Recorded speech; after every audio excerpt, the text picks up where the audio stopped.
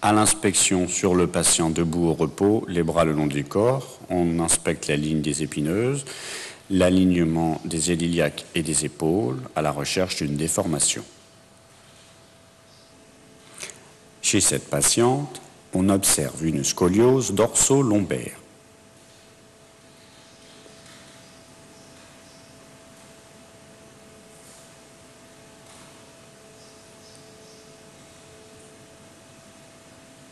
La ligne des épineuses est discrètement déviée. Au niveau du rachis dorsal, une déformation se traduit par une gibbosité, comme chez ce patient porteur d'une scoliose. Il existe une rotation des corps vertébraux qui est mise en évidence en antéflexion par la constatation de cette gibbosité du côté droit. Il n'y a pas de déviation de la ligne des épineuses.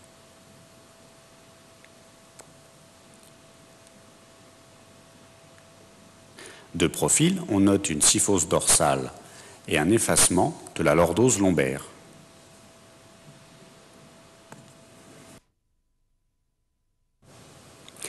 La flexion latérale montre une courbure harmonieuse de la ligne des épineuses.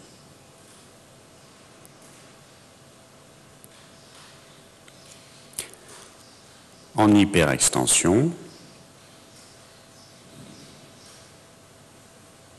et en antéflexion, on évalue la souplesse, les éventuelles raideurs et la reproduction des douleurs lombaires.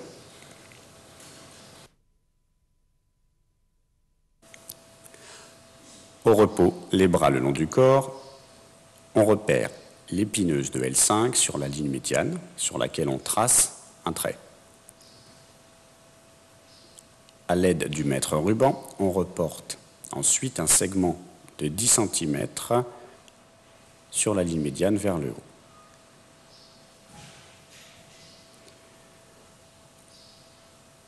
En antéflexion, on immobilise la portion inférieure du mètre ruban et on observe l'ascension du repère supérieur.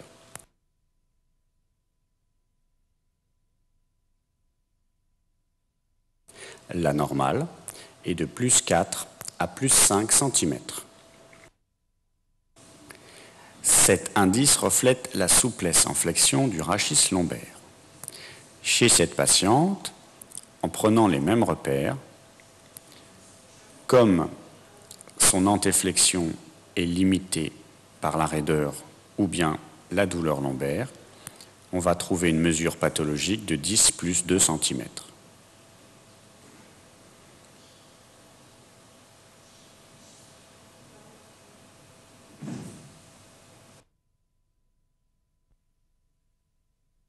La mobilité lombaire s'étudie aussi par la mesure de la distance main-sol qui, chez le sujet normal, est de 0 cm, genou en extension. Chez ce patient, la distance main-sol est entre 15 et 20 cm.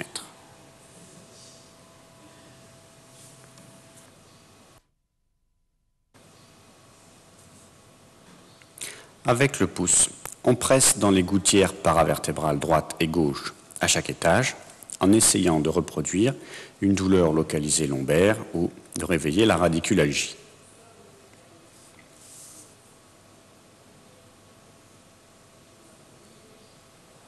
Ce test s'effectue aussi en décubitus ventral en travers de la table.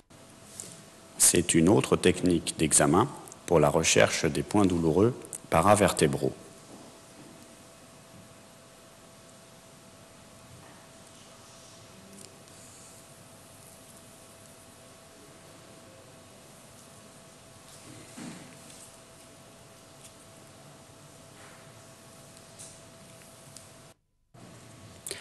On peut aussi rechercher des points douloureux sur les épineuses à l'étage lombaire.